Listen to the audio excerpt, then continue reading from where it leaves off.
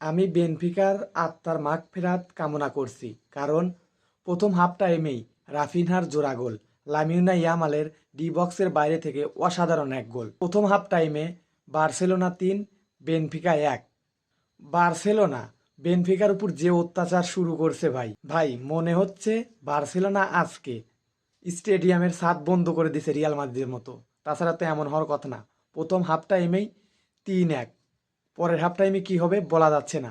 তো বেনফিকার যে অবস্থা করছে, রাফিনহা, ব্রাজিলিয়ান রাফিনহার জোড়া গোল, লামিনা ইয়ামালের ডিবক্সের বাইরে থেকে অসাধারণ গোল। আজকে বেনফিকার অবস্থা খুবই ভয়াবহ অবস্থা হয়ে যাবে। প্রথমার্ধেই ৩-১, পরবর্তী অর্ধে সম্ভবত স্কোর হবে 5-2, এটাই আমি আশা করতেছি। আর বেনফিকার আত্মার মাগফিরাতাম কামনা করছি। আজকে বেনফিকার অবস্থা খারাপ ভাই। বেনফিকার ঘরের মাঠে বার্সেলোনার একটা প্লেয়ার লাল কার্ড খায়, সেই প্রতিশোধ মনে হয় আজকে বেনফিকার উপর বার্সেলোনা নিতেছে।